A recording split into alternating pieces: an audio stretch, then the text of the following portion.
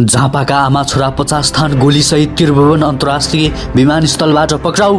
प्याज निर्यातमा लगाएको प्रतिबन्ध हटाएपछि घट्यो मूल्य। यति सस्तो मूल्यमा प्याज। तिर्बीले 500 उपप्राध्यापक माग्दै शिक्षकले अनिवार्य हेर्नुहोला। पश्चिमी वायुको प्रभावले देशका विभिन्न स्थानमा वर्षा र हिमपातले थन्कियो विमानस्थलमै तारा एयरको जहाज। कक्षा 12 को नतिजा माघ पहिलो साताभित्र सार्वजनिक हुने। प्रधानमन्त्रीप्रति रामकुमारी झाँक्रीको आक्रोश। देश कमिटीले चल्दैन, प्रधानमन्त्रीलाई सीधा कटाक्ष। मनिषा कोइराला राजनीतिमा सक्रिय हुँदै लगायतका आज दिनभरिका महत्त्वपूर्ण समाचारहरू। दर्शकवृन्द नमस्कार, युट्युब च्यानल इन्फो खबरमा तपाईलाई हार्दिक स्वागत छ। आज पनि महत्त्वपूर्ण समाचारहरूको साथमा म सन्तोष कठायत उपस्थित भइसकेको छु। पुरा भिडियो हेर्न र हाम्रो भिडियोलाई लाइक, कमेन्ट र शेयर गर्न नबिर्सिनुहोला।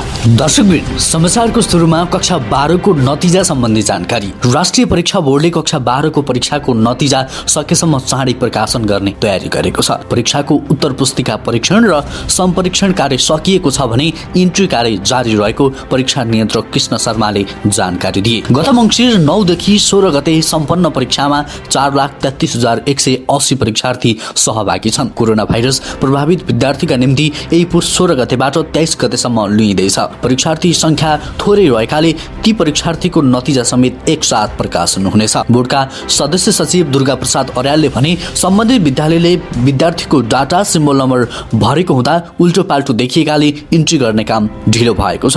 इन्ट्री सकिए लगतै रुजु गरिनेछ। सकेसम्म पुसभित्र नत्र माघ पहिलो साता नतिजा सार्वजनिक हुनेछ।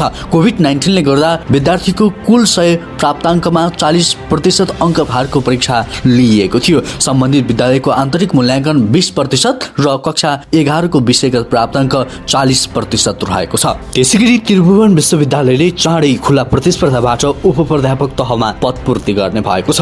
विश्वविद्यालयमा दक्ष सक्षम जनशक्तिका लागि ढोका खोल्ने गरी 1 महिनाभित्रै खुला प्रतिस्पर्धाबाट पदपूर्ति गर्ने प्रक्रिया सुरु गर्ने भएको हो। त्रिभुवन विश्वविद्यालयका उपकुलपति डाक्टर धर्मकान्त बास्कोटाले भने 500 भन्दा बढी उपप्राध्यापक पदका लागि प्रक्रिया अगाडि बढाइएको छ। 1 महिनाभित्रै यसको सबै टुङ्गो लगाइनेछ। उनले उपप्राध्यापकको खुल्ला प्रतियोगिताको सुरुवातसँगै सहप्राध्यापक तथा प्राध्यापकको बढुवाको बाटो समेत खुल्ने जानकारी दिए। विश्वविद्यालयले परीक्षा प्रणालीमा पनि आवश्यक सुधार हुँदै गएको चर्चा गर्दै उपकुलपति बास्कोटाले भने यो अवस्थामा विश्वविद्यालयमा सेवा प्रवेश गर्ने प्राध्यापकको गुणस्तर, सेवा प्रवेश गर्ने माध्यम तथा प्रक्रियाबारे चनाखो हुनुपर्ने अवस्था छ।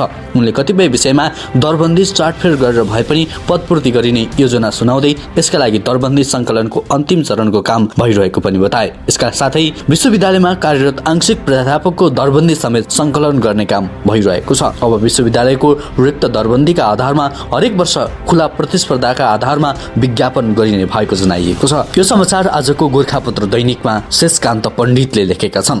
त्यसैगरी भारतले प्याज निर्यातमा लगाएको प्रतिबन्ध हटाएपछि आकाशिएको प्याजको मूल्य बिस्तारै घट्न थालेको छ। भारतले आन्तरिक उत्पादनमा कमी आएको भन्दै गत भदौ 29 गतेदेखि प्याज निर्यातमा प्रतिबन्ध लगाएको थियो। प्याज निर्यातमा लगाउँदै आएको प्रतिबन्ध भारतले पुस 17 गते अर्थात् अंग्रेजी नयाँ वर्षबाट हटाएको छ। प्रतिबन्ध हटाउँदा बढेको प्याजको मूल्य अहिले घट्न थालेको छ। प्याज निर्यातमा प्रतिबन्ध हटाएसँगै सुरुवाती चरणमा प्रति किलो रु 10 सम्म मूल्य घटेको पाइएको छ।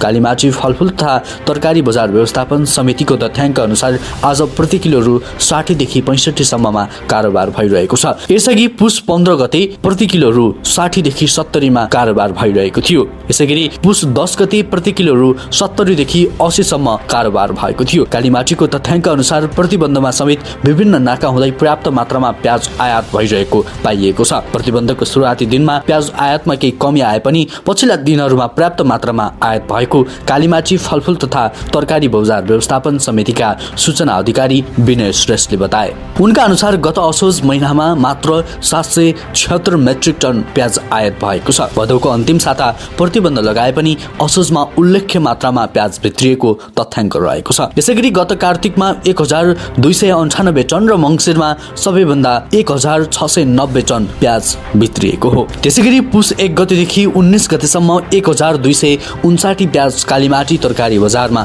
भित्रिएको छ, जसमा 1177 टन प्याज भारतबाट, 30 टन प्याज चीन तथा बाँकी 52 टन नेपाली प्याज भित्रिएको सूचना अधिकारी श्रेष्ठले बताए। उनका अनुसार प्रतिबन्धको सुरुवाती दिनहरूमा केही व्यापारीले चीनबाट आयात गरेपछि पछिल्ला दिनमा भारतबाट नै आयात भइरहेको थियो। पर्याप्त मात्रामा भारतबाट प्याज भए पनि पछिल्लो समय यसको मूल्य बिस्तारै घट्न थालेको छ। हाल नेपालमा खपत हुने 90% भन्दा बढी भारतबाट आयात हुने गरेका छन् भने बाँकी चीन र नेपालमा नै उत्पादित प्याज प्रयोग हुने गरेको छ। त्यसैगरी त्रिभुवन अन्तर्राष्ट्रिय विमानस्थलबाट 50 थान गोलीसहित आमा छोरा पक्राउ परेका छन्। श्री एयरलाइन्सको उडानबाट झापा जान लागेका मुनादेवी राई र उनका छोरा बद्रिहाङ राई पक्राउ परेको प्रहरीले जनाएको छ।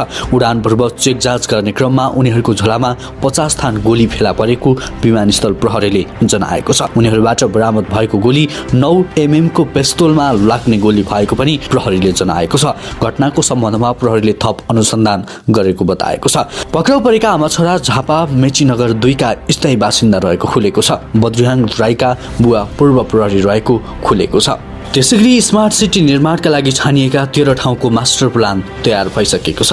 शहरी विकास मन्त्रालय मातहतको नयाँ शहर आयोजना समन्वय कार्यालयले स्मार्ट सिटीको मास्टर प्लान तयार भएर कार्यान्वयनको चरणमा रहेको बताएको छ। सरकारले आर्थिक वर्ष 73-74 मा पहिलो चरणमा पाइलट प्रोजेक्टका रूपमा निजगढ, पालुङटार र लुम्बिनीलाई स्मार्ट सिटी बनाउने घोषणा गरेको थियो। 2074-75 मा 10 वटा स्मार्ट सिटी थपेर 10 पुर्याइएको थियो। गोर्खाको पालुङटार, स्याङ्जाको वालिङ, चितवनको भरतपुर, सिरहको मैचर्या, रौतहटको चन्द्रपुर, दाङको तुलसीपुर, काभ्रेपलाञ्चोकको काभ्रे, दैलेखको दुल्लु, डडेलधुराको अमरगढी, टिकापुरको कैलाली र धनकुटापछि थपिएका स्मार्ट सिटी हुन्। सन् 2012 मा लुम्बिनी शान्ति शहरको गुरु योजना बनाउने जमर्को भएको थियो, जसमा आधुनिक सूचना प्रणाली, पार्क, चौडा सडक, हरियाली, साइकल लेन, विद्युतीय सवारी साधन लगायतकालाई प्राथमिकता दिएर स्मार्ट सिटीका रूपमा विकास गर्न सकिने उल्लेख थियो। देशभर 13 वटा स्मार्ट सिटी बनाइँदैछ। आखिर स्मार्ट सिटी हुनका लागि के सुविधा हुनुपर्दछ त? स्मार्ट सिटी कस्तो हुन्छ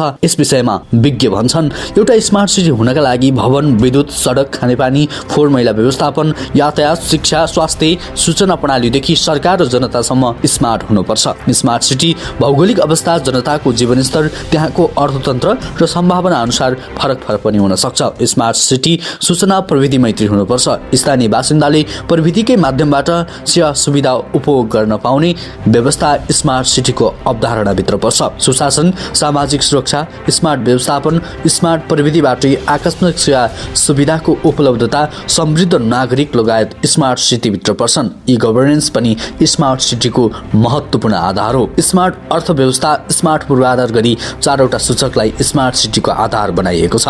राष्ट्रिय योजना आयोगले आधार स्मार्ट जनता, स्मार्ट शासन, स्मार्ट अर्थव्यवस्था, स्मार्ट पूर्वाधार गरी 4 वटा सूचकलाई स्मार्ट सिटीको आधार बनाएको छ। नयाँ शहर आयोजना समन्वय कार्यालयकी प्रवक्ता एवं आर्किटेक्ट इन्जिनियरिङ रमिता तमासो भन्छन्, स्मार्ट सिटीमा बाटोघाटो, आकर्षक पार्क, इन्टरनेट, यातायात सुविधा लगायत सुविधाहरू रहनेछन्। त्यसैगरी पश्चिमी वायुको प्रभावले देशका कतिपय भागमा वर्षा, हिमपात र शीतलहर भइरहेको छ। हुम्ला लगायत कर्णाली प्रदेशको उच्च हिमाली जिल्लाहरूमा हिमपात सुरु भएको छ। हिमपात भएसँगै चिसो वात्तै बढेपछि जनजीवन कष्टकर हुन थालेको छ। हिमपातले उत्तरी नाम्खा गाउँपालिकाको हिल्सा नाका जाने नारा लेक, लेमी जाने न्यालु लेक हिउँले ढाकिएको छ। आइतबार दिउँसोबाट हिमपात हुँदा कार्तिक महिनामा छरेको जेठासी बाली राम्रो हुने भन्दै किसानहरू भने खुसी देखिएका छन्। हिमपातले चिसो बढेसँगै जिल्लाका सरकारी तथा गैर सरकारी कार्यालयहरूमा पनि काम गर्न समस्या भएको छ। चिसो बढेसँगै कृषक एकतिर बाली राम्रो हुने भन्दै खुसी छन् भने पशु चौपाई चराउनमा स्थानीय सकस भएको छ। चिसो बढेसँगै सदरमुकाम, सिमीकोट आसपासका उच्च स्थानमा आगो बालेर ताप्नेको संख्या पनि बढ्दै गएको छ। तारा एयरको जहाज हिमपातको कारणले थन्किएको छ। आइतबार हुम्लामा हिमपात भएपछि 2 वटा तारा जहाज सिमीकोट विमानस्थलमै थन्किएका छन्। तारा एयरको जहाजमा ब्याट्रीमा सामान्य समस्या भएकाले मर्मत गर्न अर्को जहाजमा प्राविधिक टोली लिएर आएको थियो, तर मर्मत गरी फर्किने बेला मौसम खराब खराब भएपछि रोकिएको सिमीकोट नागरिक विमानस्थलका प्रमुख विष्णु अधिकारीले जानकारी दिनुभयो। यता तारा एयरका सिमीकोट स्रोतका अनुसार मौसम खराब भएपछि जहाज सिमीकोटमै रोकिएको जनाइएको छ। तारा एयरमा नेपालगञ्ज सुर्खेत काठमाडौँ जाने यात्रुहरू जहाँका त्यहीँ थन्किएपछि सिमीकोट रोकिन बाध्य रहेका छन्। तारा एयरमा नेपालगञ्ज सुर्खेत काठमाडौँ जाने यात्रुहरू रहेको जहाज त्यतै थन्किएपछि सिमीकोट रोकिन बाध्य भएका छन्। त्यसैगरी नेपाल कम्युनिस्ट पार्टी नेकपा प्रचण्ड नेपाल समूहकी नेत्री राजकुमारी झाँक्रीले प्रधानमन्त्री केपी शर्मा ओलीको चर्को आलोचना गरेकी छन्। उनले प्रधानमन्त्री ओलीले उखान टुक्का र कमिटीमै रमाउने गरेको भन्दै देश कमिटीले होइन सोचले बन्ने बताइन्। सोमबार चितवनको भरतपुरमा आयोजित प्रचण्ड नेपाल समूहको नगर स्तरीय अगुवा पार्टीमा कार्यकर्ता भेलालाई सम्बोधन गर्दै उनले यस्तो बताएकी हुन्। प्रधानमन्त्रीले कमिटी गरिरहनु भएको छ, देश कमिटीले बन्ने होइन सोचले बन्ने हो, झाँक्रीले भनिन्। देश बनाउन भ्रष्ट नहुने चरित्र चाहिन्छ, सबै स्रोत कब्जा गर्न भ्रष्ट चरित्रले देश बन्दैन। 70 करोडको डिल भएको अडियो सार्वजनिक भएर भ्रष्टाचारमा मुछिएकाहरूलाई काखी च्याप्ने प्रधानमन्त्रीले भ्रष्टाचार हुन नदिने भन्नु नै हास्यास्पद रहेको उनको तर्क थियो। त्यसैगरी बलिउड नायिका मनिषा कोइराला राजनीतिमा सक्रिय हुन थालेकी छन्। उनले राष्ट्रवादको एजेन्डालाई केन्द्रमा राखेर राजनीतिक सक्रियता बढाएकी हुन्। यसपटक मनिषा 249औं पृथ्वी जयन्ती तथा राष्ट्रिय एकता दिवस मूल समारोह समितिमा छन्। उक्त समितिमा पूर्व डिआइजी रमेश खरेल पनि छन्। मनिषा भोलि प्रेस भेटघाटमा हेल्लो फेगोडामा उपस्थित हुने जनाएकी छन्। उनले पृथ्वी जयन्ती मनाउने समितिमा रहेर सक्रियता देखाउनलाई अर्थपूर्ण मानिएको छ। मनिषा राष्ट्र संस्थाको पक्षधर मानिन्छन्। उनले गणतन्त्रको विरोध गरेकी थिइन्। बिपी कोइरालाका जेठा छोरा प्रकाश कोइरालाकी छोरी मनिषा राष्ट्रवादको विषयमा पनि अडान लिएर चर्चामा आएकी थिइन्। भारतले लिम्पियादुरा हुँदै चीनतर्फ जोडिने सडक मार्ग खोल्दा मनिषाले आपत्ति जनाएकी थिइन्। त्यसपछि भारतमा उनको व्यापक आलोचना भएपछि कोरोना भाइरसको संक्रमणको बखत सडक मार्ग हुँदै मुम्बईबाट काठमाडौँ आएकी थिइन्। मनिषाले पछिल्लो सक्रियता बढाएसँगै राजनीतिमा आउन सक्ने समेत संकेत गरेकी छन्। भारतमा कतिपय बलिउड नायक नायिकाहरू राजनीतिमा सक्रिय भएका उदाहरणहरू छन्। कतिपय नायक नायिकाहरू